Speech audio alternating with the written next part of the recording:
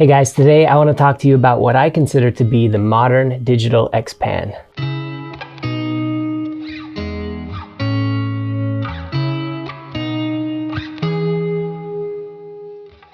And of course, the modern digital XPan is the Fuji GFX 50R, and because I feel that this is the best modern day alternative to the XPan, I thought it would be fun to shoot with an actual XPan lens.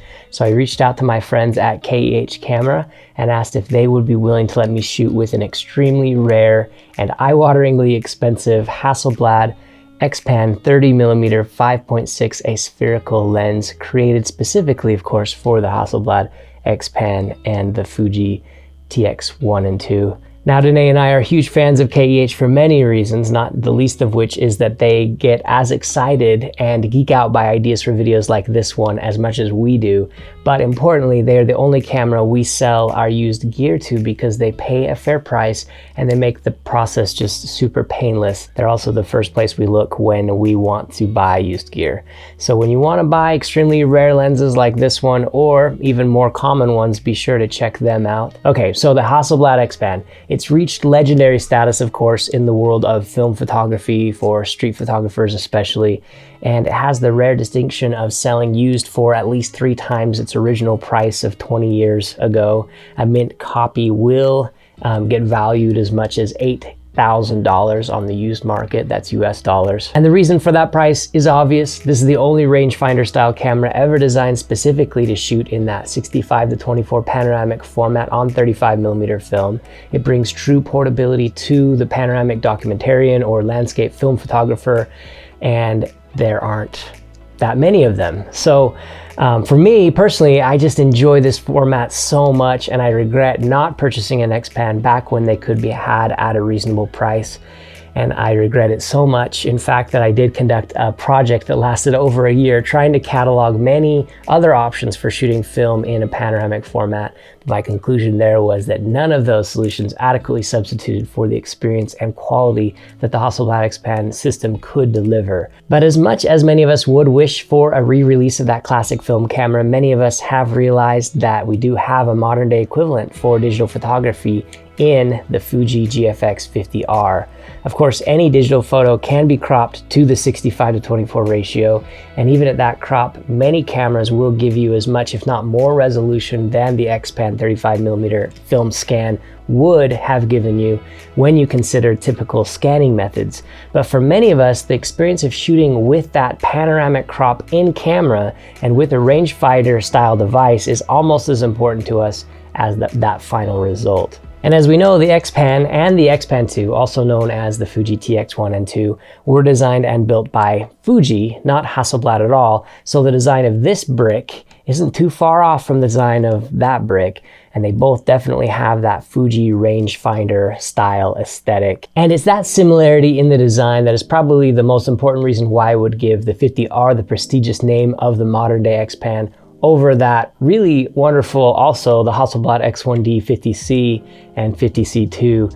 Both cameras utilize that same 50 megapixel medium format sensor, and both give you that 65-24 in-camera crop, though the Hasselblad is really clever and puts the XPan in parentheses in their image aspect ratio menu.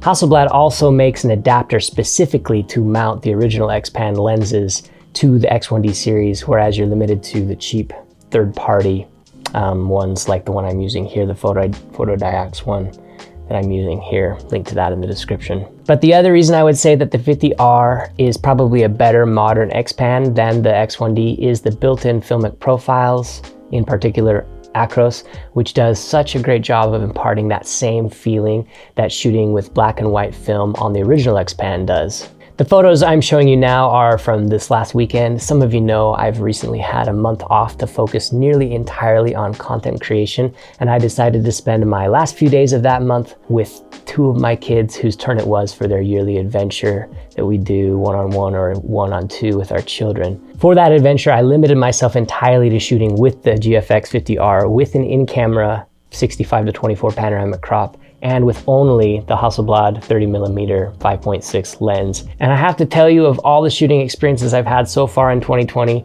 and if you've been watching the videos that I've been pumping out, you know that I've been having a lot of really fun shooting experiences, but of all of them, I think this was the funnest, honestly. I absolutely love shooting in a panoramic resolution. It gives such a unique compositional challenge that makes you think hard about how to compose a scene, and also which lends itself very well for the type of rundown, small town photography that I love to capture. And even at theme parks, it can work to get above the heads of the milieu and capture interesting skylines.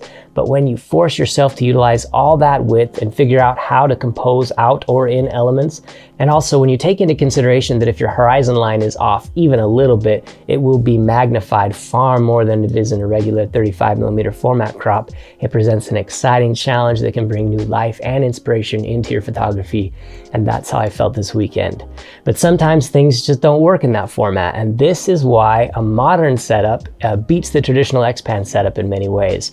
While I love having the Fuji Acros film profile in camera, as well as that 65 to 24 aspect ratio, I also shoot back up to RAW. That way, on those rare occasions where I know a panoramic crop is just not going to work for a shot, I can back up, shoot it wider than I need to, and then just have tons of megapixels to work with for dialing in that crop later in post. It's also helpful to know that you've got that much latitude to work with for the times where you know you've got a shot that will work well for Instagram, where the panoramic crop does not work so well. You can go in and create imagery specifically for different platforms with different crops later, and I love that about shooting medium format. And of course, occasionally you just have a photo that will work better in color. See my how I choose color versus black and white video linked above or below for more insights on that. The last reason I think the GFX 50R is a great modern day alternative to the XPan is that used, a GFX 50R is actually lower in price than the original XPan or Fuji TX right now.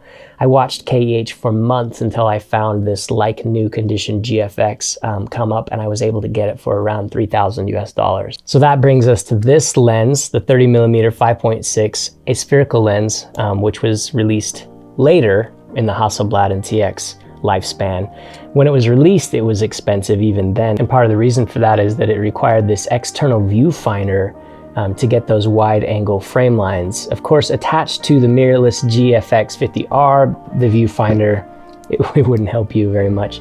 But a new copy, or I guess not new, but lightly used or mint condition of this lens will set you back as much as a brand new XPan or 50R will. Honestly, they're extremely expensive lenses, but it's a cool lens. The 5.6 aperture isn't going to make it popular in this day and age where everyone seems obsessed with fast aperture lenses, but with a 24mm equivalent focal length in full frame terms, this is my favorite focal length, and Fuji disappointingly does not have a 24mm equivalent lens for the GFX system quite yet. They are coming out supposedly with a 30mm 3.5 aperture prime in 2020, so we have that to look forward to. But until then, we have lenses like these, it's just beautiful. It has 10 elements, 2 surfaces aspherical, all surfaces multi-coated, and it has a close focus range of 0.7 meters or 3 feet. And while it definitely has that 90s style, it's pleasant to use as a manual focuser, and with that lens hood,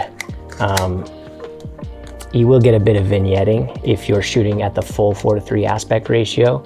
I still choose to use the lens hood though, even when I wasn't sure I would be uncropping or not in post. And that's mostly because I don't tend to like the 4:3 crop anyway. I will usually move to a 3:2 crop, more typical of a full frame or APS-C aspect ratio, and doing that eliminates the vignetting. Sometimes these older lenses don't work so well on modern medium format cameras, where the distance to the sensor plane is actually slightly different than it would be to the film plane when you take into account the IR filter and the filter array of the digital sensors.